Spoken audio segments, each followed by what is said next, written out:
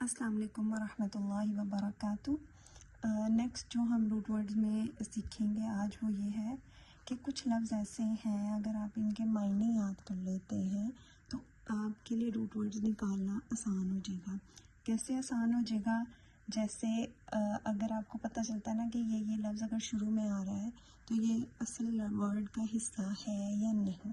کچھ لفظ ایسے ہیں جو شروع میں استعمال ہوں گے، یعنی جب آپ قرآن کھولیں گے انشاءاللہ ہم اس کی تطبیق بھی کریں گے تو شروع میں کچھ لفظ استعمال ہوتے ہیں، ٹھیک ہے۔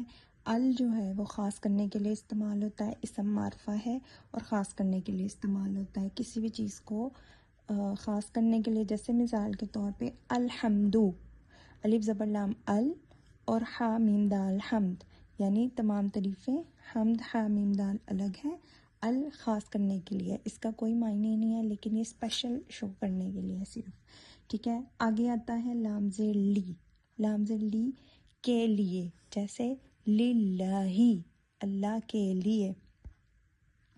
اسی طرح ہے لام زبر لا، لام زبر لا کا مطلب ہوتا ہے البتہ یا ضرور، جیسے لنبلونکم البتہ ہم ضرور آزمائیں گے تمہیں، ٹھیک ہے۔ اس کے بعد آتا ہے یا اگر شروع میں آ جاتا ہے تو اس کا معنی ہوتا ہے وہ، جیسے یقیمون الصلاۃ، یقیمون یا پہ یو، ٹھیک ہے، تو اس کا مطلب کیا ہے؟ وہ قائم کرتے ہیں۔ وہ کا معنی کہاں سے آ رہا ہے؟ یا سے۔ اس کے بعد آتا ہے تا کا معنی ہوتا ہے تم، یعنی تم یا آپ، جیسے تنذرہم، ٹھیک ہے۔ تنذرہم میں کیا ہے؟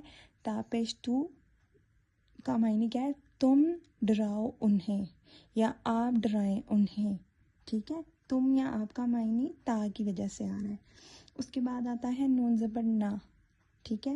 نون زبر نا کا مطلب کیا ہے؟ ہم، نعبدو، نعبدو ہم عبادت کرتے ہیں، نا ہم، اعبدو عبادت کرتے ہیں، ٹھیک ہے۔ اس کے بعد آتا ہے بازر بی، بازر بی کا مطلب ہوتا ہے ساتھ، بی یعنی ساتھ۔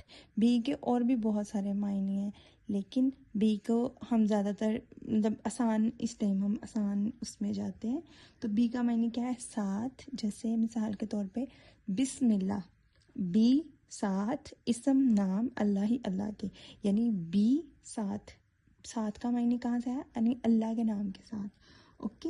اس کے بعد آتا ہے فا زبر فا، فا کا معنی کیا ہے؟ پس، ٹھیک ہے۔ جیسے فتاب علیہ، ٹھیک ہے۔ فتابہ میں کیا ہے؟ فا پس، تابہ وہ مہربان ہوا، ٹھیک ہے۔ یہ شروع کے کچھ الفاظ ہیں۔ اب ہم